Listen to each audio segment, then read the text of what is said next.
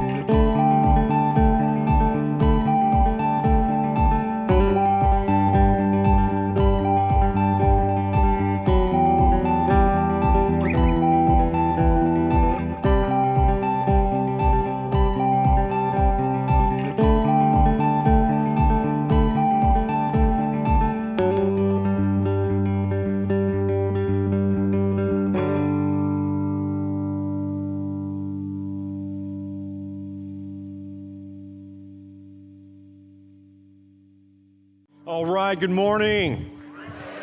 Welcome to jump into the book of Proverbs, kicking off our series today. Hey, Proverbs is one of the most practical books of the Bible, and I think this will be one of the most practical series we have done to date. The book of Proverbs has 31 chapters in it, so I'd challenge you to take a reading challenge. Some of you probably already know this, but 31 chapters, that corresponds with about roughly how many days there are in a month. So you could read a chapter a day, and you could get through the book of Proverbs twice in our series. And the book of Proverbs is more topical. It's not so much linear, except chapters 1 through 9. It's kind of like the sales pitch for wisdom, asking you to get wisdom. So I'd ask you to take the challenge, read the book of Proverbs. Today's the 3rd, read chapter 3. If you mix a couple and it's the 9th, pick up in chapter 9. You can do that. So are you excited? Get into the book of Proverbs?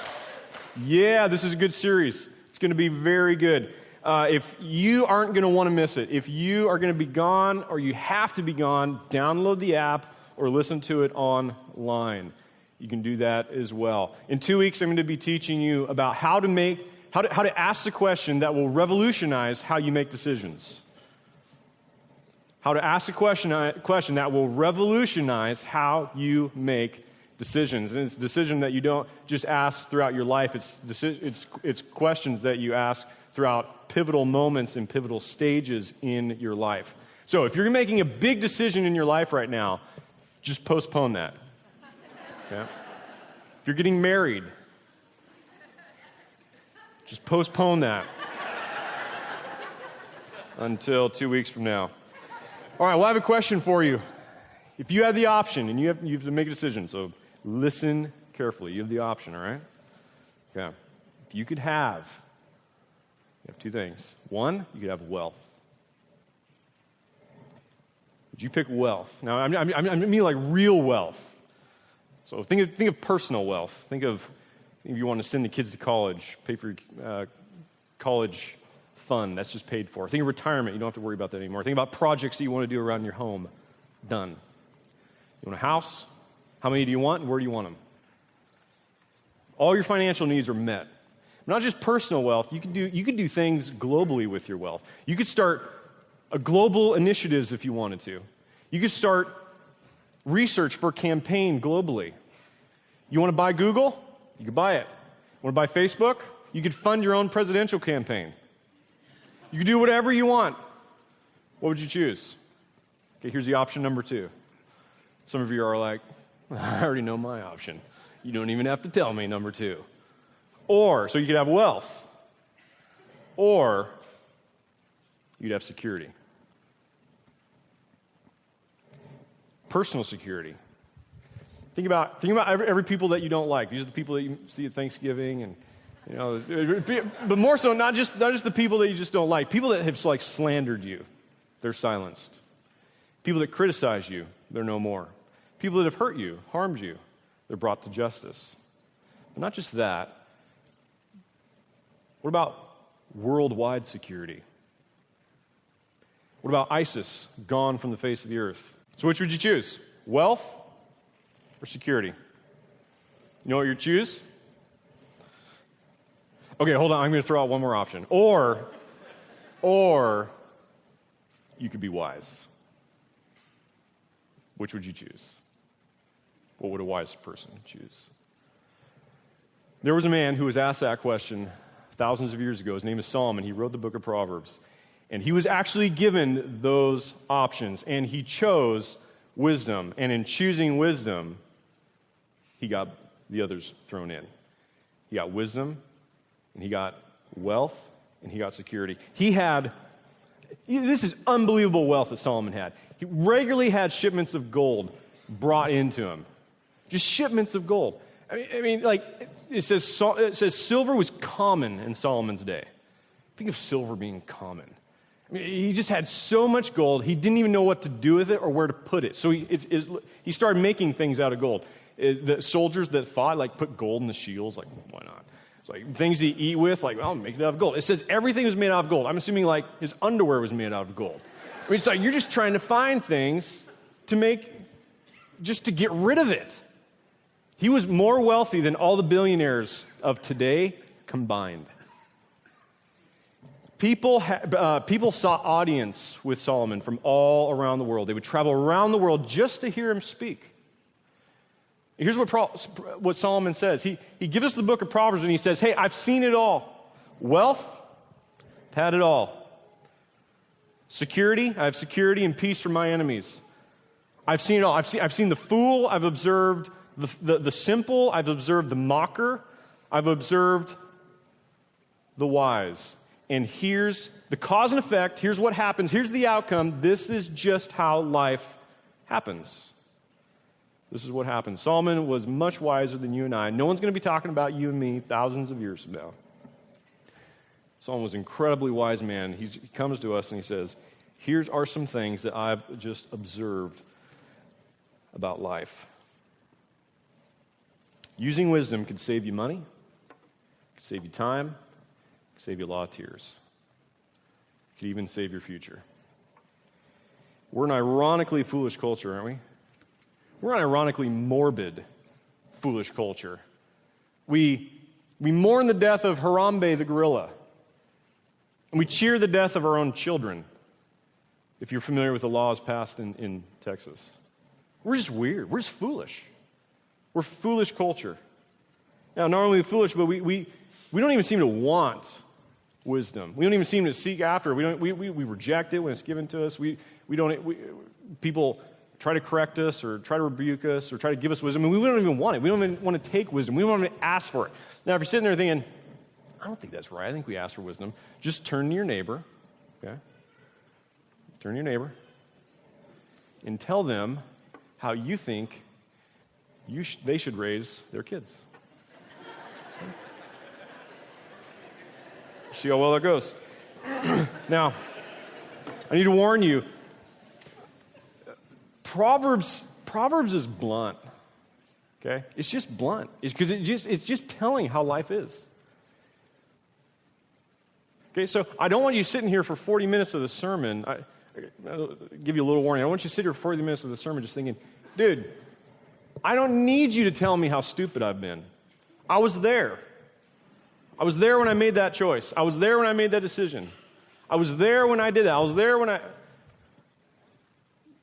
All of us walk with a limp of having made dumb choices in our life. All of us. Jesus didn't just come. Jesus came to bring you to the Father, but he also came to minimize your regrets. And when you walk wisely, you'll minimize your regrets. Now, the thing about Proverbs, the thing about wisdom is you don't even have to be a believer. Some of you might not be believers here. You don't even have to be a believer in order to obey these because these are universal truths.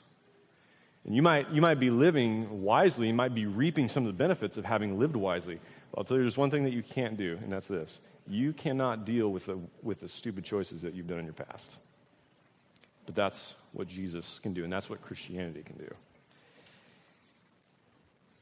So, I want to say to you, for those of you who may be thinking, this is just going to be a long sermon. Long sermon just about me. Now, it was a discouraging week. Like, I was thinking about all the stupid things I've done. Oh, man, I wish I wouldn't have done that. I wish I wouldn't have said that. And you might just be thinking there, just sitting there going, dude, if I could just have that weekend back, or that night back, or that moment back, or that spring break back, or if I could just go back to when I was 19, or when I was a freshman in college, or senior in high school, if I could just take that back, or if I could just go back to my first marriage, or if I could just go back to when my kids were young, I would do everything differently because of what I now know and how I've walked with the regret of my stupid, unwise, foolish, and poor decisions. I just want to say to you, just wait till the end. Okay? Just wait till the end, because there's good news. There's good news. But Proverbs is blunt. I'm warning you, it's just blunt. And it just says, if you live this way, you walk like this, you make these choices, your life is going to end in disaster, destruction, and death. I don't want that for you. Let me give you a quick overview of the context of Proverbs. The storyline of the redemption. Proverbs comes at a time when God's people were taken from their land, they're taken off into exile, they're in different countries, they don't have God's rules, don't have His laws, don't have His regulations. They're under they're in a foreign country under corrupt foreign politicians. I know it's kind of hard to imagine, but just picture corrupt foreign politicians. I mean, these politicians were they were deleting their manuscripts they were sending, and they were funding their own campaigns. Just corrupt, immoral.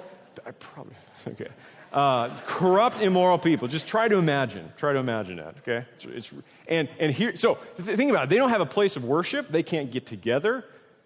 They don't have God's laws. They don't have His rules. They don't have His regulations. Along comes the book of Proverbs. God says, here's what it looks like to live in a foreign country without my rules and regulations under a foreign ruler. It looks like walking with wisdom. I think the book of Proverbs is a precursor of what it looks like to walk in the Spirit. Because as a believer, there aren't rules, there aren't laws, there aren't regulations. It's walking with wisdom. What's most loving to my neighbor? What's most loving to God? This is how Proverbs work. Now, here's some things. What are Proverbs? Proverbs are short, memorable statements that teach something about how life generally works. About how life generally works. Proverbs express a truth based on a common sense or a life experience. Now, in Proverbs, even in Proverbs that we have today, there's like a little disclaimer. So it's like there's a little asterisk that's by it. And if you go down to the bottom and read the footnote, it says, however, though this is true, we live in a fallen, broken world where sometimes this doesn't always work out. Okay? These are universally accepted sayings about how life works. Here's the cool thing. The book of Proverbs, again, you don't have to be a believer to even live by these and reap benefits from these. Right? These are things that no one argues with. Everyone knows, hey, if you work hard, if you show up early, stay late, if you earn, if you save, if you're not out for greed or gain, if you do well to your employer and to your employee, hey, things will usually turn out well. That's usually how Proverbs work. But remember the little footnotes, asterisk. Things don't always work out the way that it should because we're in a broken world.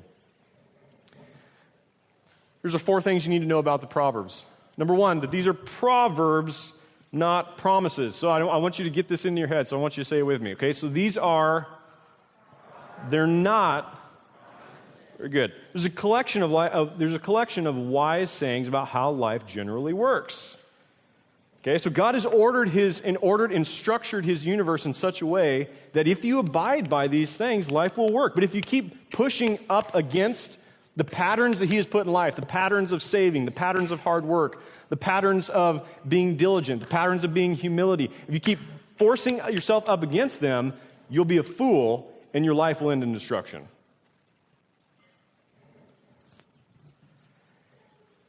There's Proverbs that talk about hard work. If you plan, you save, you work hard, you'll usually be fine. You'll usually be well off. But we all know of people, we all know of businesses, men and women who have started businesses. They worked hard, they didn't cheat on their taxes, they were good to their employees, they weren't out for greedy gain, and they had to declare bankruptcy. Why? Because they're not.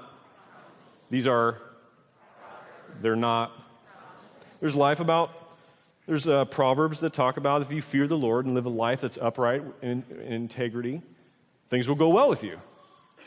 I think we all know of people who have been slandered, unjustly accused, and their life has been cut short, even though they were godly people.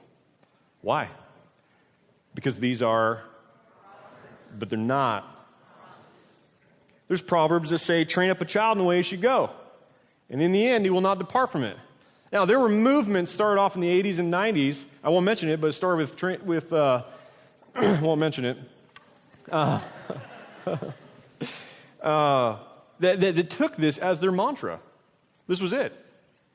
Like, hey, they saw raising kids like cookies. Like, hey, you just put these ingredients in, you stick it in the oven at this temperature, and when it comes out, you get chocolate chip cookies. Right? It started with growing kids and it ended with God's way. But we won't mention it. Okay. Now, they claimed that this was and people took this as this is the truth. This will do it. And guess what? I know there are many people here. They have a godly marriage. They're godly individuals. They raised good kids. Now, they could have done something different, but we all mess up. It's by God's grace that our kids are saved. But guess what? Their kids grew up and went to college, and they seem to abandon everything that their parents instructed them in. They seem to abandon Jesus. But the Bible said that if you train up a child in the way he should go, he will not depart from it in the end. Looks like it didn't work out. Is God being unfaithful? No, because they're not. Here's my point. Nowhere in the Proverbs does it say, thus saith Yahweh. Thus saith the Lord. Now, if you go to the New Testament and you read a book like Ephesians or Philippians or Colossians, where Paul's talking about concrete truth about what we have in Christ, that you can take to the bank. That's true whether or not you believe it or obey it. That's going to happen. When you come to the Proverbs, these are Proverbs, not promises. If you take these Proverbs as promises, your life will be perennially frustrating. Period. Okay. Trying to add another P in there. Second thing you need to know. So these are Proverbs, not promises. Intelligence does not equal wisdom, thank goodness. All right. The Proverbs seems to level the playing field for everyone. I know a lot of people who are smart. They have a lot of degrees. You know what? They've made poor decision after poor decision, and their life is ruined. I know a lot of people who don't have a degree. They're living very successful lives relationally, spiritually, emotionally, physically. They're doing very well off. Some of you don't even have a degree. Some of you have your GED, your good enough degree. But guess what? You have crafted your skill. You have honed your profession. You're a plumber. You're a painter. You're an architect. You work hard. You work harder than the next guy. You work harder than the next girl. You show up early. You leave late. And guess what? You've started a business. Maybe you failed, but you learned from that, and you invited wisdom, and you learned from your past experiences and thought about your future hopes and dreams, and you put things into play, and guess what? Now people come to you because they see the fruit of wise living, even though you don't even have a degree. Intelligence does not equal wisdom. There are plenty of people who are very smart, as we define smart in our culture. There's IQ and there's EQ. Intelligence, what does the Q stand for? Never mind. Okay, and then emotional smartness. If you have, you can tell which one and I fall in, all right? I do have a master's degree. If you have people skills, you will go a long way in life. You know how to navigate sticky situations. No degree can teach you that. No degree can teach you that.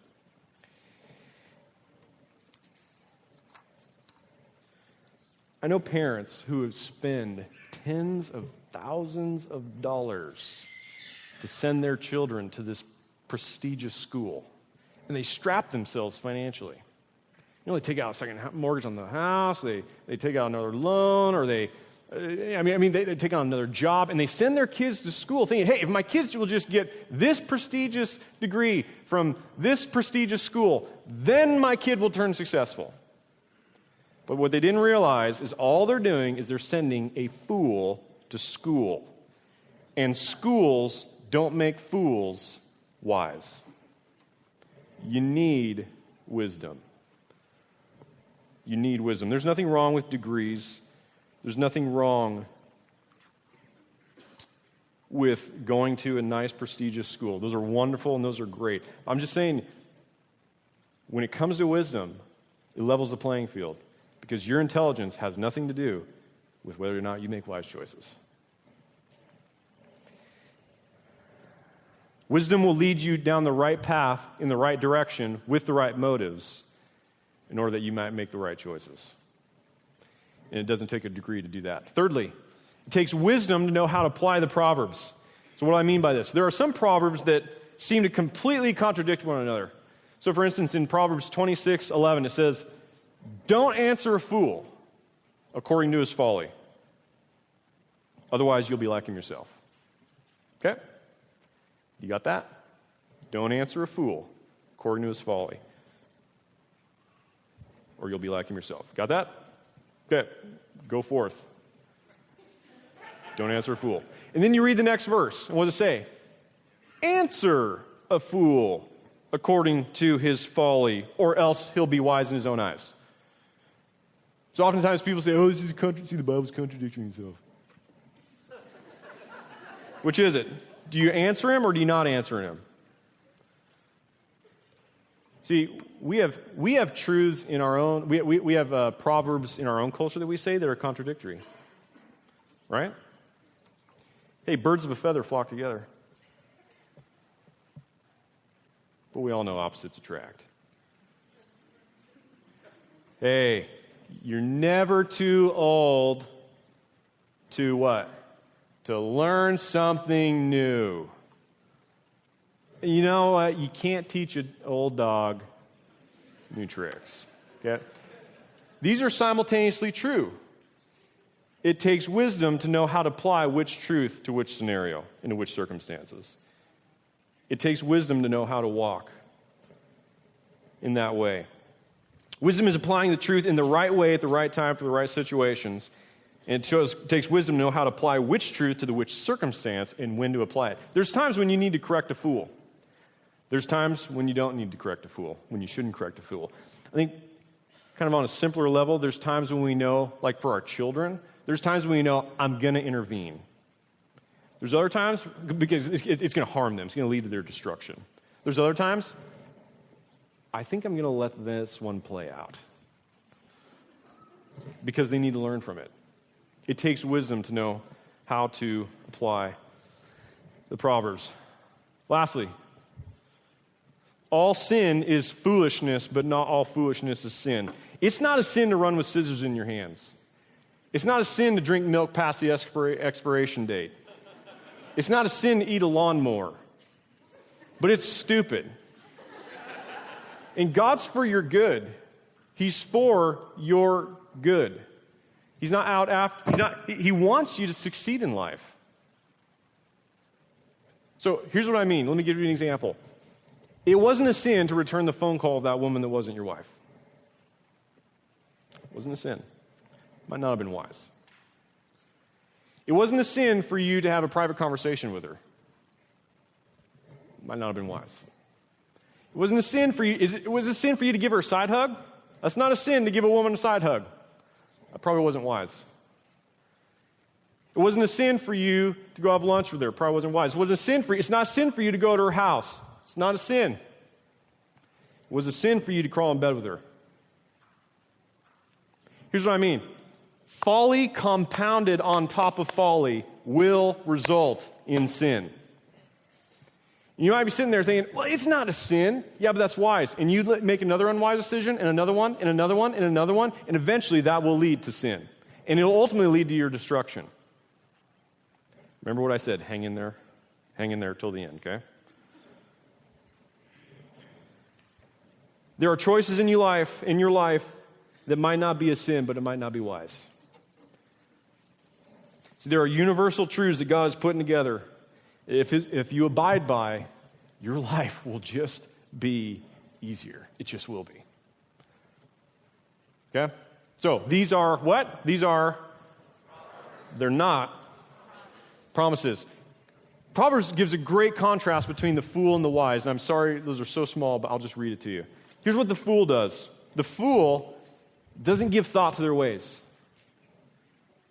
Like, hey, think about your future hopes and what you want in a relationship and where you want to be financially. Just like, nope. Fools despise discipline, even when they're corrected. They despise it. They don't want it. They're hardened against it. They detest turning from evil. They ignore counsel. They lack judgment. They're led astray. Their folly ruins their life. God holds them up for ridicule. And finally, in the end, they perish because of their lack of wisdom. Now, contrast that with the wise.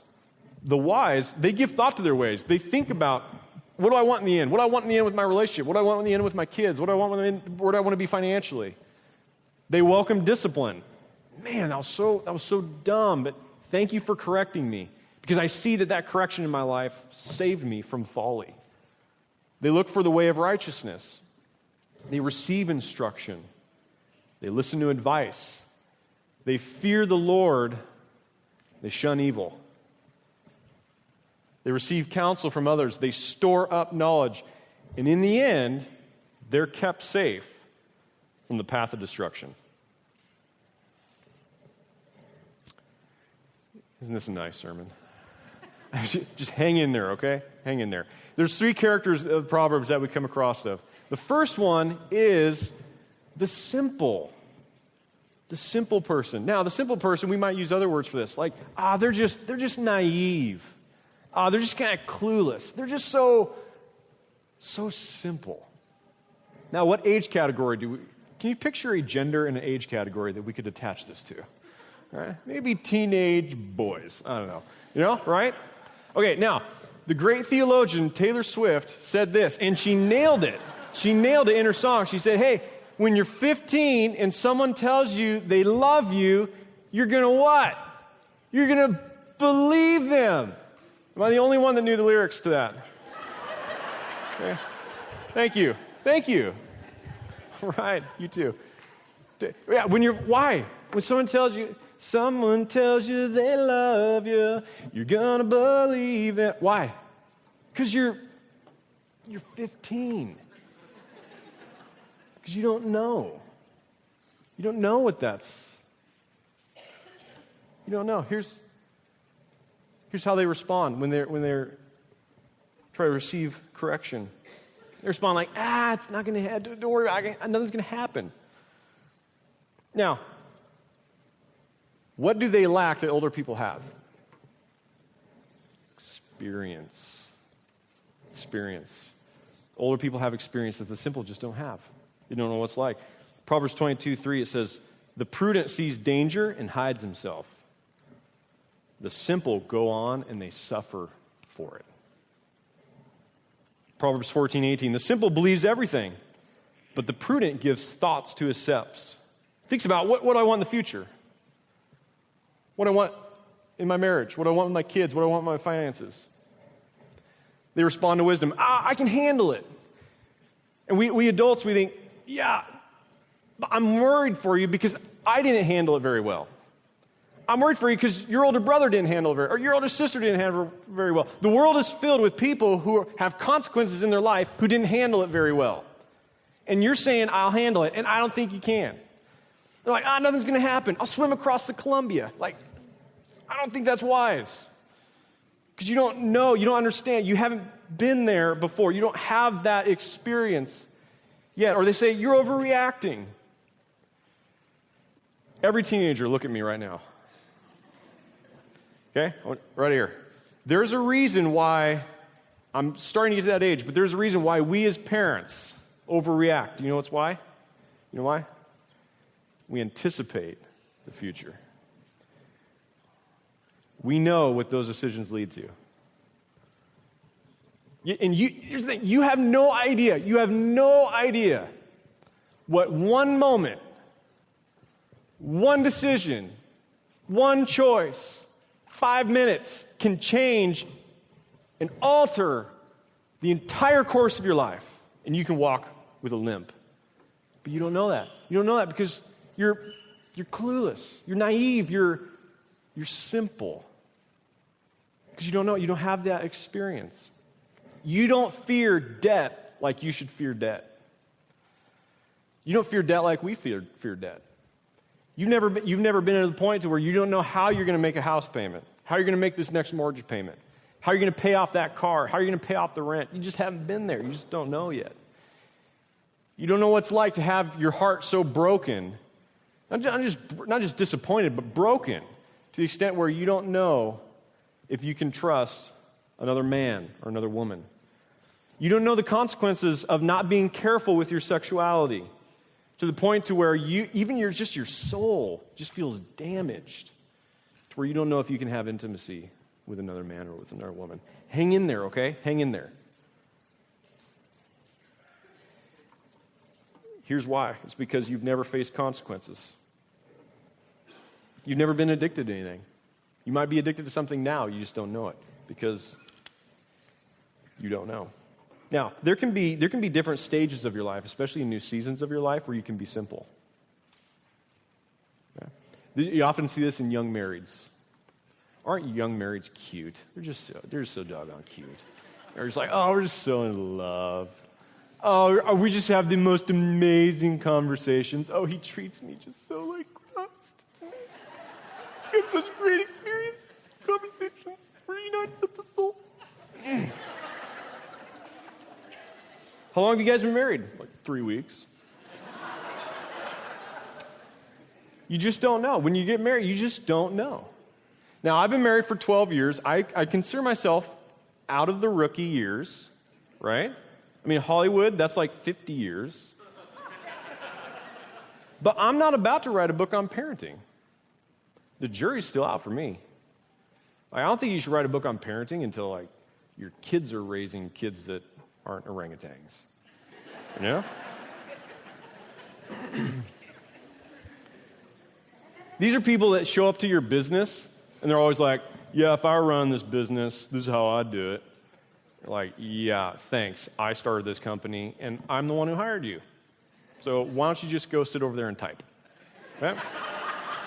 You know, these are the people that come into church, say, yeah, if I were running this church, if I planned this church, I'd be doing this. Yeah, great. How many people are following you right now? 10? Okay, great. Come back when there's 1,000, and then give us some advice. Then we'll listen to you. But they just lack experience because they just don't know. They just don't know. And I know this might be offensive, and I'm sorry. If you thought church was offensive, I've confirmed your suspicion. Right? Now, to the simple. Everyone, listen up right here. All the teenagers, listen right here. Until all you simple at mind. Here's what I want you to get from this. Listen here. Don't trade what you want most for what you want in the moment. Did you hear that murmur that just went through the crowd? That was not the simple people. Yeah. That was us. That was the older people going, oh, man, if I could just have that weekend or that spring break or that night or that, I'd do it all over again. Okay? Don't trade what you want most for what you want in the moment. Next character we come across. The cure for the simple. You know what the cure for the simple is? It says right there. It's time. Just time. Now, here's the thing about the simple. The simple could be wise, maybe, or they could stay simple their entire life. But here is the thing. You are simple. You'll be simple through different stages. The question is whether you'll get wisdom or not. The cure is time. Here's the next character, the fool. Now, the fool just doesn't care. Just doesn't care. Even when you talk to him. And when you reason with him, hey, don't you remember what happened last time in your marriage? You're still acting like that? Are you still going to act like that? Yeah. Why? I just don't care. Just don't care. Hey, did you read what's on the package here? You see what it says and you're doing that? Are you still going to do that? Yeah. Why? I just don't care. Just don't care. Just running headlong into folly, compounding foolishness upon foolishness. He just doesn't care. Proverbs 21:6 says, as a dog returns to its vomit. Let's just picture that real quick. Just got that in your mind? Anybody seen that? The most nastiest thing you've ever seen? It's just unbelievable. I mean, there's that right there is a difference between human beings and animals. I mean, if that doesn't give you evidence. But here's the thing, just as a dog does that, so a fool keeps returning to his folly. Why? Because he just doesn't care. Hey, don't you remember your last boyfriend? I mean, I know this one's cute, but the last one didn't have a job either. The last one still lived at home too. You want to go through that? Yeah. Why? Because I don't care. You don't care? I want you to care. God cares. He doesn't want you to do that. He doesn't want you to do that. Lastly, the last character. The cure for the fool. The cure for the simple was what? Time. Cure for the fool is tragedy.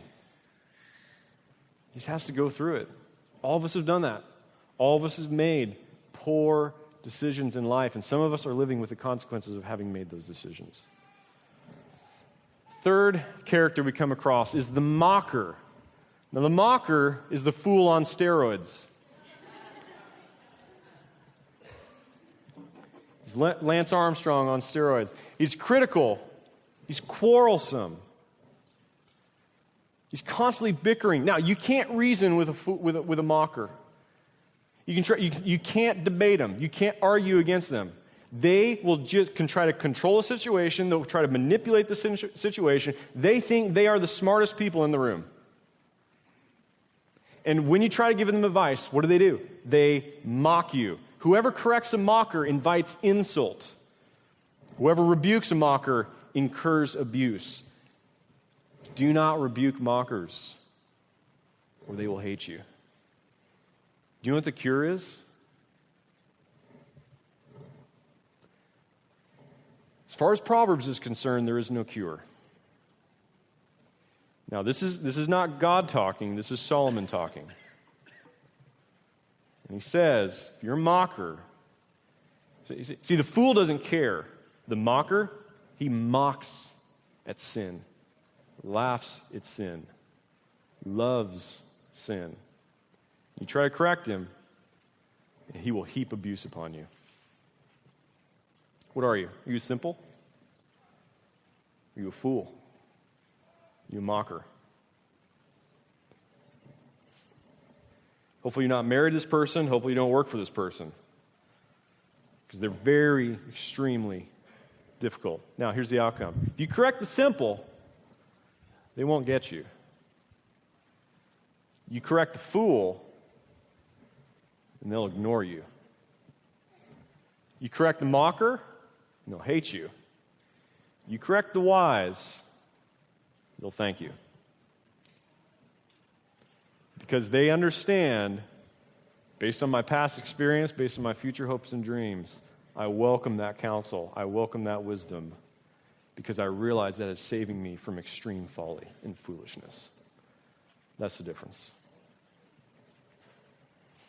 When we live with wisdom, we display the greatness and the goodness of our God. And wisdom is attractional. When people say, "What? You don't have a degree. Your life was so incredibly broken. How are you making all these wise decisions? What are you doing?" It displays the wisdom and the beauty of God. And it makes Jesus more and more attractional the wiser we are. Hopefully we'll be wise and wiser, not dumb and dumber. Being wise and walking with wisdom displays the glory of God, and it makes Jesus look really good. The world says live and learn. Proverbs says learn and live.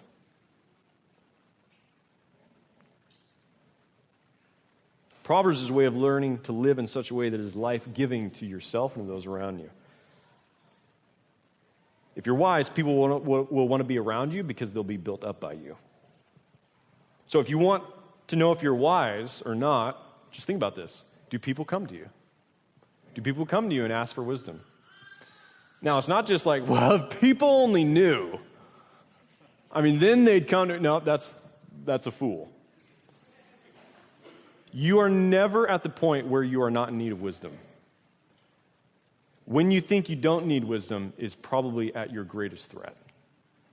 It's probably where you are the worst off. The Lord says, the Proverbs say, the Lord detests the proud, but he gives grace to the humble. Now, there are two women in the book of Proverbs. As I said before, Proverbs is more topical, but it's also kind of linear. It's more topical, not linear. Chapters 1 through 9 is basically a sales pitch for wisdom. And here's what the author does. The author ends up dressing up foolishness and wisdom. You know how he does it? He just does it very vividly. He does it by describing women. He makes both of them attractional. Both of them are very attractional, but both of them have different consequences and different ends. So just picture an attractive, noble, honorable woman. I was going to say my wife, but don't do that. Okay? Just picture a noble, attractive woman, whoever that is. Okay? That's Lady Wisdom. Now, on the other end is this attractive woman, but attractive for all the wrong reasons. Just think of like Kim Kardashian or something. Okay? And the author says, hey, there's these two women. And Lady Folly, it describes her. It says, she's going throughout the streets and she's calling for you. Here's the difference. She's hunting you down. She's aggressive. She's in your face. She's enticing you and she's saying, hey, my husband's away. Why don't you come to my house? We'll have a good time. I've prepared wine. I've prepared a romantic setting. Now, again, this is foolishness personified as a woman being seductive to a man. Okay, and she's attracting him, and she's aggressive. She's grabbing him, and she's giving him kisses. Say, "Come, follow me." You really need to read Proverbs 7 through 9. Read it today.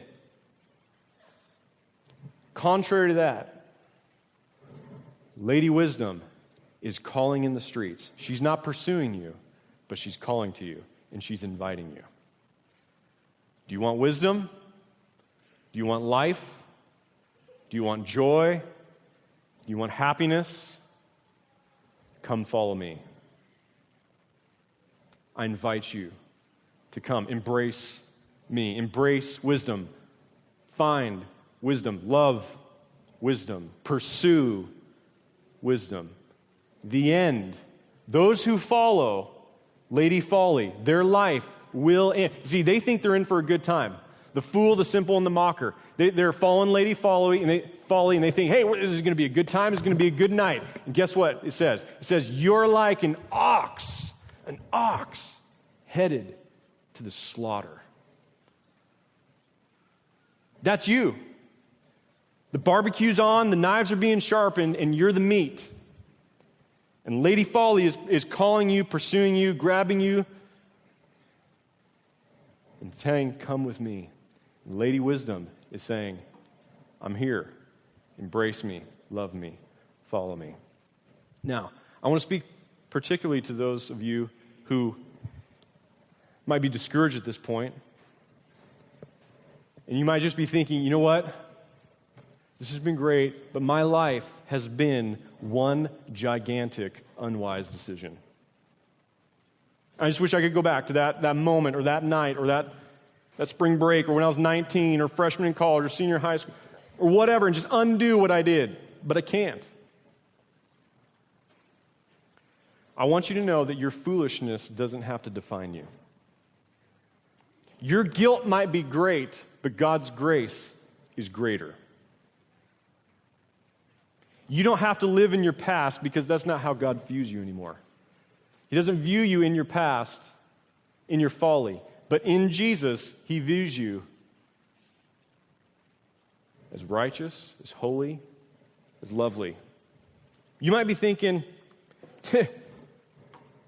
story of my life, bad decision after bad decision, poor decision after poor decision, stupid after stupid, unwise after unwise, folly on top of folly. I was heading headlong into foolishness, pedal to the metal, fifth gear, driving off the cliff, story of my life. I'm here to tell you that doesn't have to be the story of your life. The story of your life doesn't have to be your foolishness. The story of your life can be God's favor. I want to tell you this. At the end of yourself is the beginning of grace. At the heart of the gospel, this is the heart of the gospel. I want you to catch this. The heart of the gospel is exchange. You bring your sin to Jesus, and He'll give you His righteousness. You might be thinking, I've lived a life of complete folly, and all I have to hand off to my children is folly. That's not what you have to hand off. You don't have to hand off your folly to your children. You can hand your folly to Christ. If you hand Him your foolishness, He'll hand you His favor. You hand Him your folly, He'll hand you a future. You hand Him your regrets, He'll hand you His redemption. You hand Him your mistakes, He'll hand you His mercy.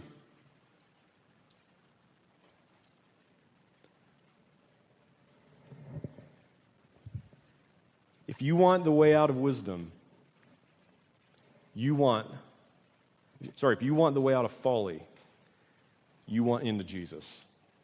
If you want the way out of folly, you want the one who said, I am the way, the truth, and life. See, in the book of Proverbs, there's two ways. There's the way of folly and there's the way of foolishness. Jesus comes along and He says, I am the way.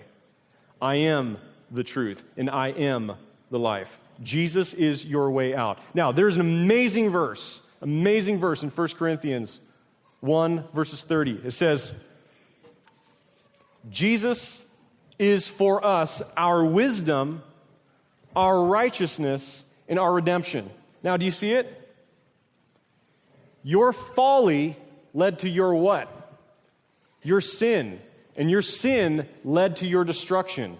And so Jesus became that for you. For your folly, He became your wisdom. For your sin, He became your righteousness. For your destruction, He became your redemption. You don't have to be defined anymore by your foolishness. You can end that today. You don't have to hand that down to your kids. You can hand it off to the cross. The moment you submit to Jesus, strength will be released in your life.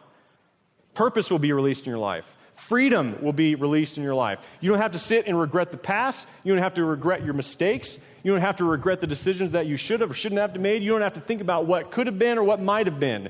You can live in victory and you can live in joy because God will carry you. Because God has taken your folly and He's put it on Jesus and He's said, no longer will I view you in that way. Now, if that is you today, if you're feeling that, it's like, if I want that, you can be saved today. You can get baptized next week. You don't have to live in your folly or foolishness anymore. Jesus became for you your wisdom and your righteousness and your sanctification and your hope. You give Him your worst and He'll give you His best.